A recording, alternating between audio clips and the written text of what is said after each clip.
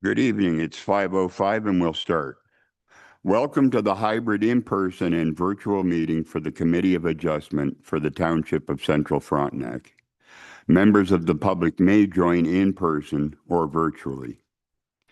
For those of you who may be new to the Committee of Adjustment, my name is Bill Everett, and I am the chair of the committee. We also have, from my left, Dan Meeks, Francis Smith, Susan Irwin, Philip Smith. From my right, Lynn Clagis and Cindy Kelsey. Oh, and Nikki Gowdy is online. Okay. Chris Nelson, our community service coordinator, will be assisting us as the meeting host. We are also joined by planning staff, Abby McKinnon, and Jenny Capusta.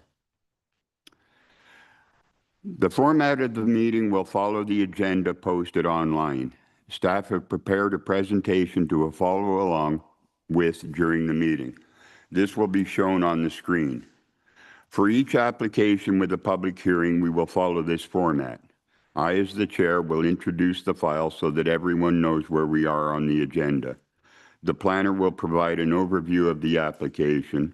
We will then ask, are there any comments from the applicant or their agent? Committee members may then ask staff and the applicant or their agents questions, if any. The public will then have the opportunity to ask questions or provide comments. I encourage you to ask any questions that you may have. The committee will then debate and vote on the application. Voting will take place with the members of the committee raising their hands or verbal confirmation if attending online. I will then state whether the vote was carried. All members of the public will have an opportunity to provide comments on the new applications. Please note that as of January 1st, 2023, only persons specified in the Act are permitted to appeal consent and minor variance applications. Township staff will be in touch following the meeting and will forward a copy of the decision within 15 days to the applicant and anyone who is requested to be notified. Should you have any questions after the meeting, we encourage you to reach out to staff. The applicant, the minister, or any prescribed public body with an interest in the matter may appeal the committee's decision to the Ontario Land Tribunal within 20 days of the decision or notice date by submitting an appeal through the e-file portal. Details of the e-file system are provided in the notice of decision. I will now ask Mr. Nelson to provide an overview of how members attending virtually can participate. Thank you, Mr. Chair. Once the meeting is open to the public, the chair will ask if anyone has any questions or comments. Members of the public attending virtually will be asked to use the raise hand feature at the bottom of your screen. This alerts us that you would like to speak. Staff will then notify the chair that someone would like to speak and then proceed to unmute your microphone. You will receive a notification that your microphone has been unmuted. Please wait a second after unmuting your microphone before speaking. If you're calling in by phone, please dial *9 when you would like to raise your hand during the meeting. You will hear a prompt on the phone that you have raised your hand and you will be notified when your microphone has been unmuted. This afternoon, it looks like we have 2 members of the public participating with us online and 2 in person.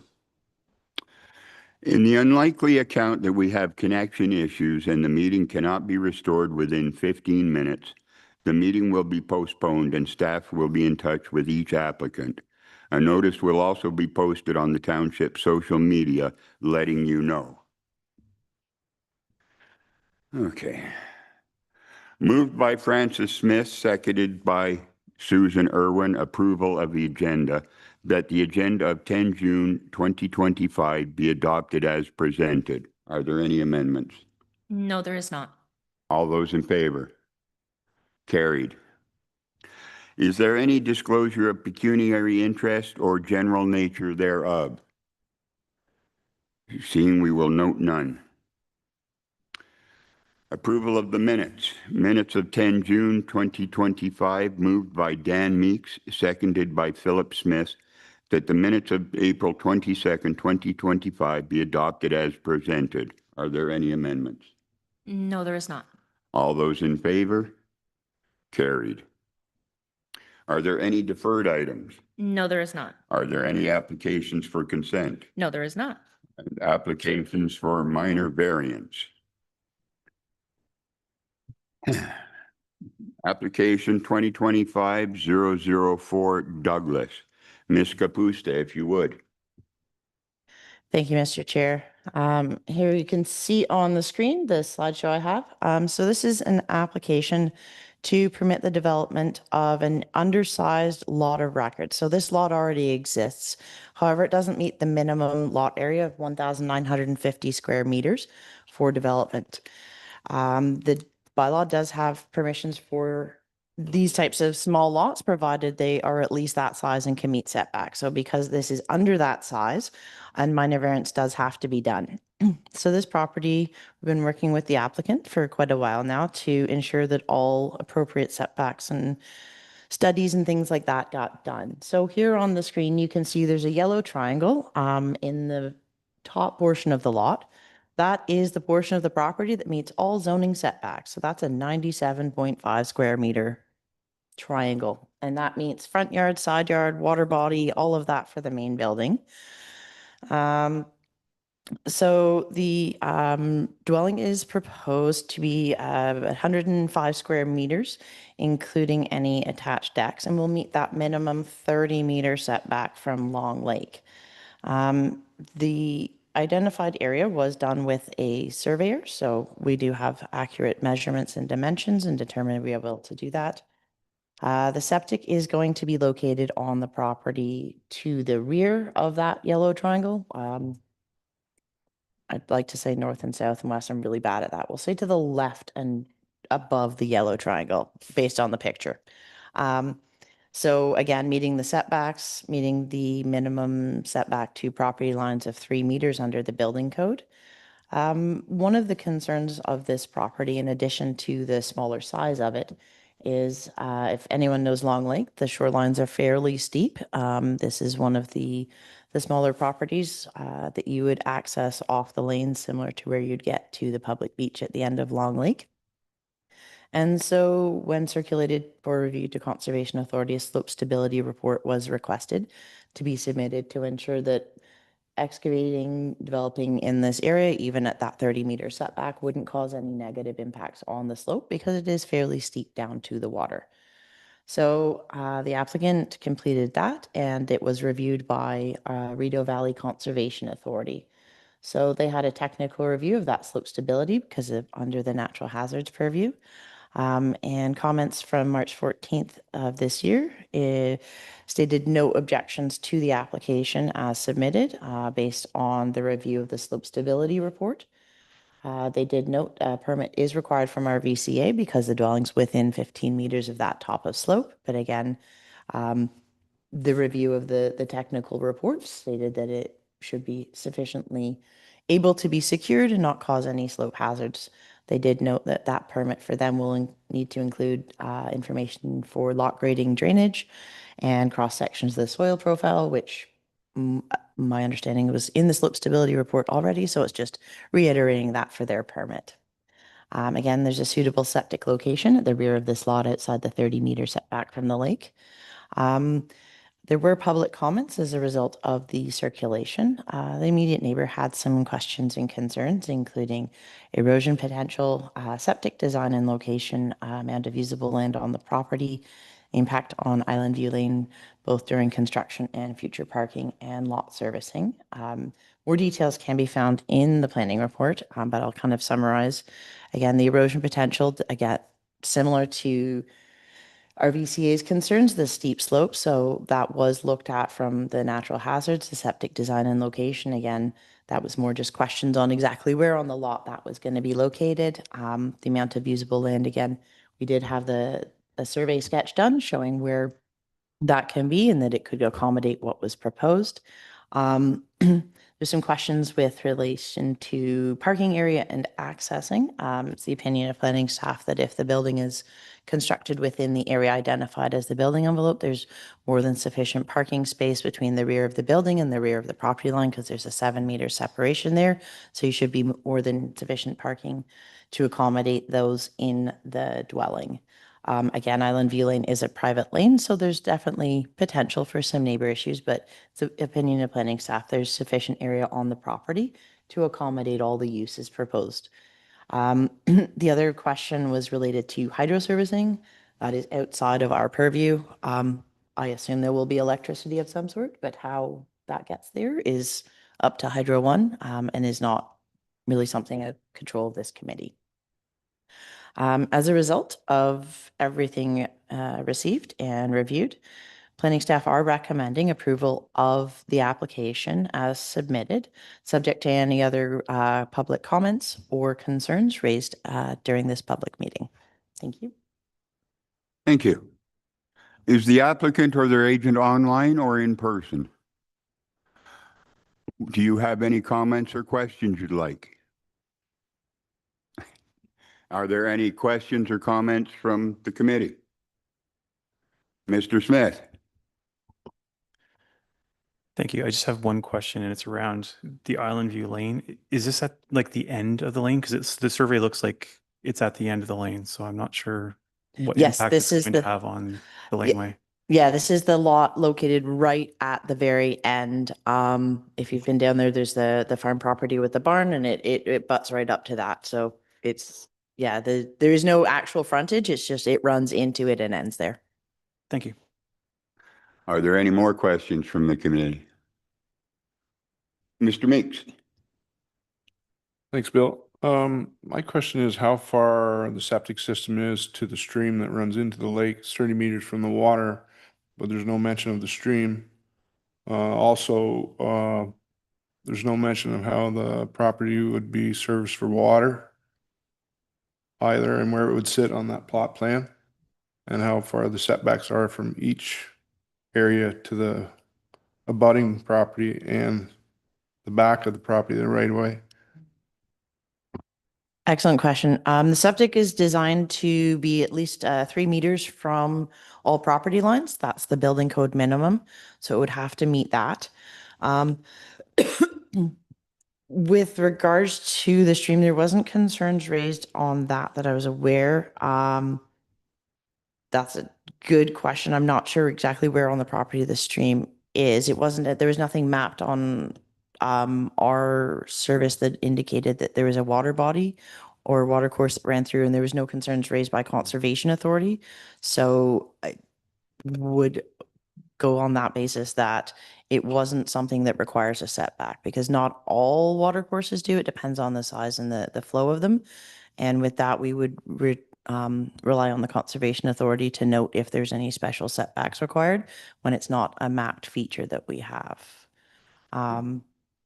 Perhaps the property owner can speak more to the specifics. Again, so for septic, it's meeting the 3 meter setback as per building code, and then outside the 30 meters.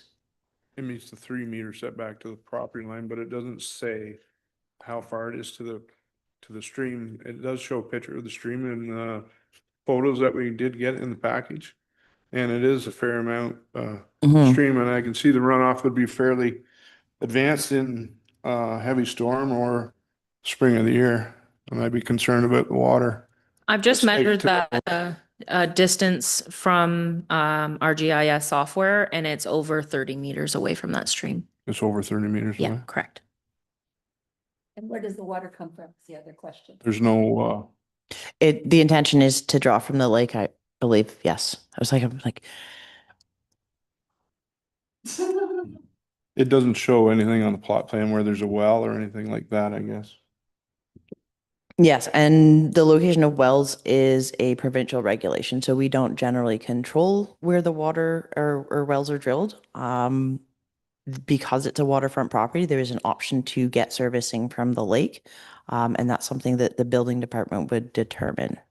If it's a seasonal dwelling, there's also no requirements for plumbing in a property. So then if there's no water in, there may not be water out. We do look at septic design and location as part of servicing. As for where the water comes in, that's other regulations. I don't know if that makes sense. My understanding is it's going to be drawn from the lake as opposed to having a drilled well due to the constraints on the property. But again, that was a design that Ms. Douglas hadn't quite achieved. So there was a variety of options. If the well's on the property, there are building code requirements for well separation to septic. So if a well was going to be drilled, the well driller would have to locate any septics on the neighbors or abutting properties and make sure that that separation was maintained under the building code. So there is a barn in there too as well. Mhm. That's far enough away, the distance there. Under the zoning bylaw, existing lots of record that are less than 2.7 or 2.47 acres in area are not subject to MDS calculations for barns. So that wasn't completed as part of this because it's an existing lot, and the calculations are not required for a lot of this size.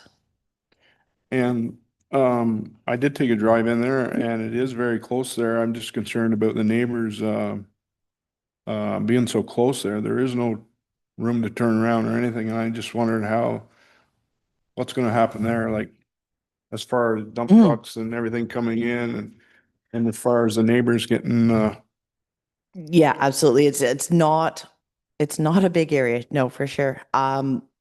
They are required to use their own property for these things. They do have a right to cross over and use the lane as the surveyed right of way for access, including turning around. They're not permitted or have any legal right to cross onto the neighbor's property or use any part of that for that turnaround.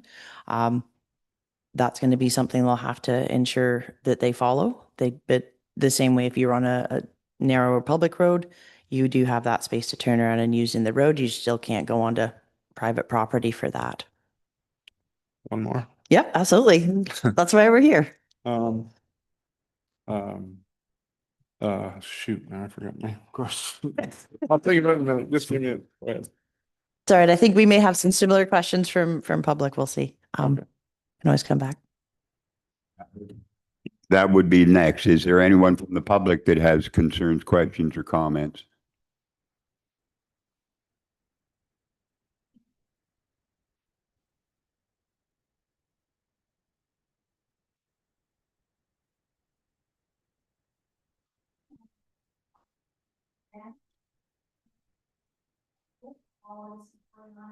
Don't want to stop people from building, but, yeah, you just probably have our own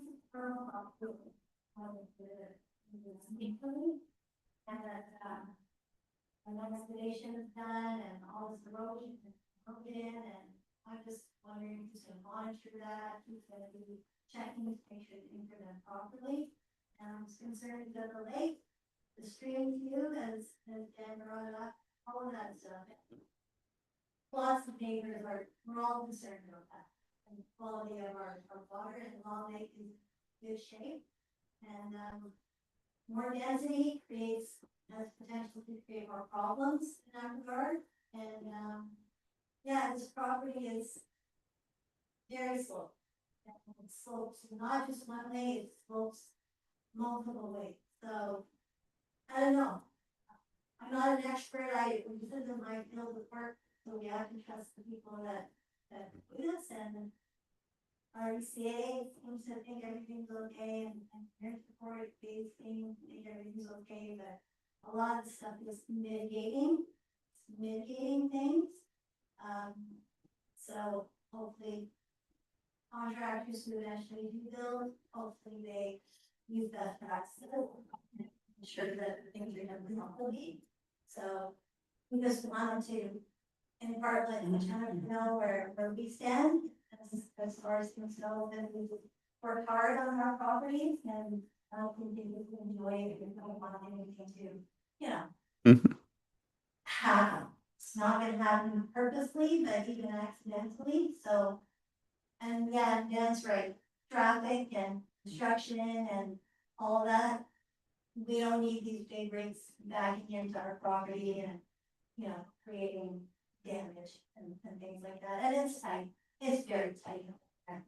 Just want to reiterate that for the people that are online, very short synopsis of what Ms. Nelson said was that she wants to maintain the current enjoyment of her property without any adverse impact, and that all of her concerns are outlined in her letter, which include erosion, parking, and turnaround on her property.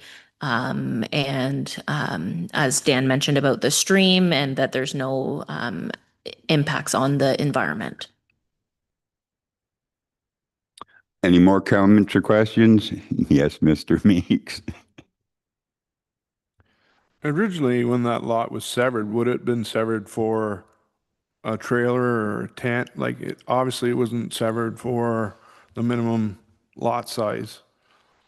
I have no idea. There's Honestly, nothing the lot creation date that we have is prior to 1997, which is when the electronic records are. So I couldn't even answer at what point it was created in the first place or why it was that size or really any of that. We just have to unfortunately look at what we have. And because it has been created as that separate parcel, do our best to work with it. There are some cases where it wouldn't work. In this one, it seems like we were able to fit something in carefully.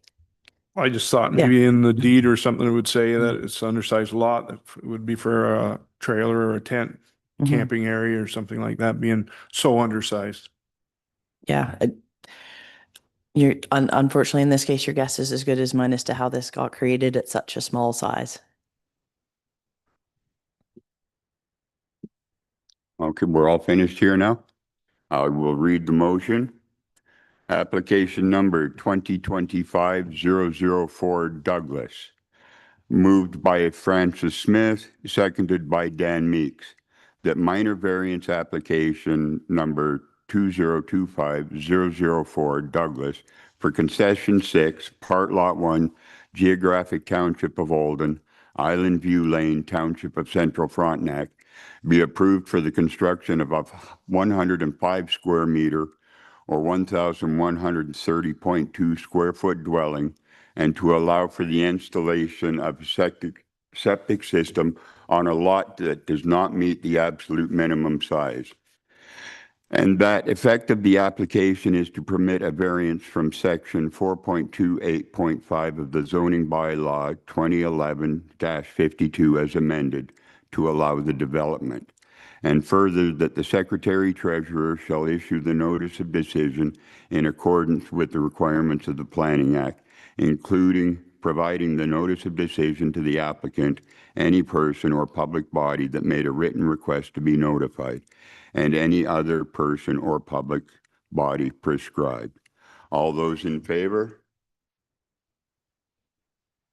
Carried. Moving on, application number 2025-0012 Hazelwood. Ms. Kapusta, if you would. Thank you, Mr. Chair. Just going to bring that up.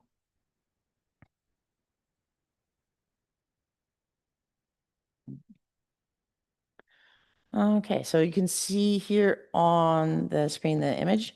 So this is an application to expand an existing legal non-complying dwelling. So it's got a lot of moving parts kind of in this one. The existing dwelling is the yellow structure, sort of, I'll say slightly elongated T-ish shape. And it had existing decks on the lake side, on the north side of the property, and on the one side, the left side of the existing dwelling. As part of the redevelopment and renovations of the property, they are looking to remove the two small ground level decks and make one larger contiguous surface. There's stairs shown at the south side of the deck because at that point the property then does slope off back away from the lake. There are also stairs noted on here, the blue stairs for access down from the new deck area to the lake. There is a fairly steep slope identified by conservation and through site visits on the property. Those stairs for access are permitted under the zoning bylaw and therefore not subject to this minor variance application. However, they are shown on this document as a single plot plan was provided for both the minor variance application and for Quinte conservation application.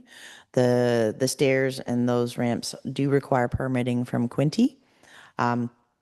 So you get to see the whole site development because they had one big one done for everybody, just made it easier for everyone to understand the concept of development on the property. So the current deck area in total is 82.8 meters or 465 square feet. The enlarged deck will have a total area of 150.3 square meters or 1,618 square feet approximately. The one thing to point out on this is there's no closer or further encroachment toward the shoreline. And the existing edge of the deck is essentially at the top of the slope that leads down to Hungry Lake.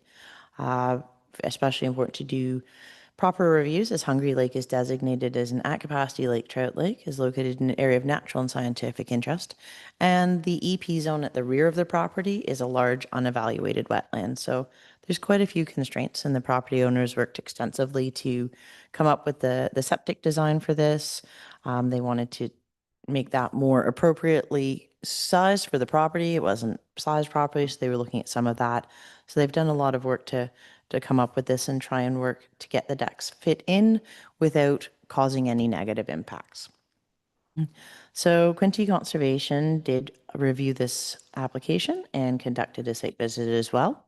Their comments from April of this year indicated no objections to the application as proposed. Again, they did note there's steep slopes along the shoreline of Hungry Lake. They do meet the 3-to-1 criteria to be identified as a natural hazard. However, the Quinte policies do permit open and unenclosed decks, such as these proposed, within that slope setback and within the 100-year floodplain setback, as they don't really cause significant additional runoff. You can infiltrate through, so this is something that they would permit. But again, permits are required for both the deck and any stairs and ramps down to the shoreline. There were no public comments received regarding this application, and while I did mention septic just as part of the overall site rehab, it was not required as a review for this application because there's no increase in living space. Planning staff are recommending approval of this application as submitted, subject to any public comments or questions raised at this meeting. Thank you. Thank you. Mr. Nelson? Please use the raise hand feature if you would like to speak. I'm seeing none. Are there any questions or comments from the committee? And seeing no other public, I will call the motion that minor variance application number 20250012 Hazelwood for concession 1, part lot 28, geographic township of Kennebec, 1121 Gold Rush Lane, township of Central Frontenac, be approved, allowed for the construction of a 150.3 square meter or 1,617.8 square foot deck with a minimum water body setback of 9.6 meters or 31.5 feet from the high watermark of Hungry Lake. And that effect of the application is to permit a variance from section 5.6.2 and 4.26.5A of the zoning bylaw 2011-52 as amended to allow the development. And further, that the Secretary Treasurer shall issue the notice of decision in accordance with the requirements of the Planning Act, including providing the notice of decision to the applicant, any person or public body that made a written request to be notified, and any other person or public body prescribed. All those in favor? Yes, ma'am, I do. Moved by Lynn Clagus, seconded by Cindy Kelsey. All those in favor? Carried. Trouble again. It's on paper. Okay, application number 20250015 Hogan, Ms. Kapusta. Thank you, Mr. Chair. This is another application to expand an existing legal non-complying dwelling. This is for an existing cottage located at 1109 Ivy Lane. As you can see here on the property, there's an existing one-story dwelling with a uncovered and unenclosed frame deck located on the water side of this dwelling. The proposal is to add a roof over the existing deck, the entire portion of it, at about 345 square feet. And the central portion of the deck, approximately 15 square meters or 162 square feet, are to be enclosed with screen walls to provide a screen porch. This works with the roof line of the property. The central portion kind of goes in a different way than the sides, so it makes sense to have a vaulted ceiling. That's the word I was looking, sorry, trying to describe with my hands, and that's not appropriate for those online, and I apologize for that. Yes, there's a vaulted ceiling in the middle, so that's where the screen porch is going to be, in line with that roof line, and then the lower roof lines will have just the roof over the deck. So there's no setback reduction to the lake and no increase in footprint, although with the cover and enclosure, we are increasing some of the gross floor area, but not necessarily interior living space. So there is no septic review required, as this is using the existing deck structure, and it's really more of a screen porch, but it does increase the overall size of the property, and that's why this permission is required. Mississippi Valley Conservation was circulated on this application. They did a preliminary review of the application and determined that it is outside the MVCA regulated area to the lake, and there's no natural hazard concerns present on the property, and therefore they did not require any formal comments and screened it out of their review process. There were no public comments received regarding this application. And planning staff are again recommending approval subject to any comments at the meeting or questions listed or subject to the conditions listed in the planning report. Wow, having a day. Thank you. Are there any applicants or agents online? Yeah, seeing one. Mr. Hogan, you can unmute your microphone. Yeah, I'm on the board here, Bill. Do you have any questions or comments, sir? No, no. No, I don't have any comments. Are there any questions or comments from the committee?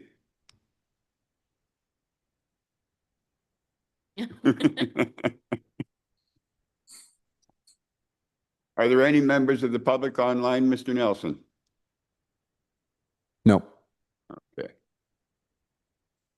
In that case, calling the motion, moved by Susan Irwin, seconded by Francis Smith, that minor variance application APPN 20250015 Hogan for concession 1, part lot 14, geographic township of Oso, 1109 Ivy Lane, Central Frontenac Township, be approved, allowed, construct a roof over the entire 32 square meter or 345 square foot existing uncovered and unenclosed deck, and enclose 15 square meters or 162 square feet of the above noted deck with screened walls to create a sun porch. And that effective the application is to permit a variance from section 5.6.2 and 4.26.5.a of the zoning bylaw 2011-52 as amended to allow the development. And further, that the Secretary Treasurer shall issue the notice of decision in accordance with the requirements of the Planning Act, including providing the notice of decision to the applicant, any person or public body that made a written request to be notified, and any other person or public body prescribed. All those in favor? Carried. Is there any other planning business? No, there is not. I will call the adjournment moved by Philip Smith, seconded by Dan Meeks, that this meeting be adjourned until July 8th, 2025 at 5 p.m. virtually and in person at Soldiers Memorial Hall, 1107 Garrett Street, Charlotte Lake, or at the call of the chair. And the time is 5:39.